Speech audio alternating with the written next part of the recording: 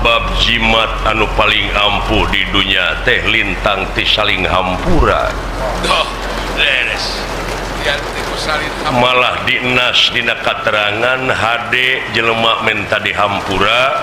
ngan anu ngahampura aya leuwihna nyata leuwih hade. Nuhun ka mana si cepot si dawala aya tepang sareng paang Bapak Bupati Kuningan bade nyuhunkeun bini kai akang nama bari ngolo we ka Bapak Bupati itu teh ya nyuhunkeun pipini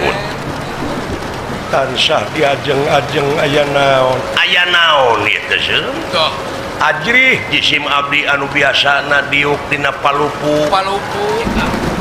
ayeuna abdi diuk dina amuing ya di karaton anu sak tansah diajeng-ajeng aya naon ieu teh tuh ajrih jisim abdi anu biasana diuk dina palupu ayeuna abdi diuk dina amuing ya di karaton anu sak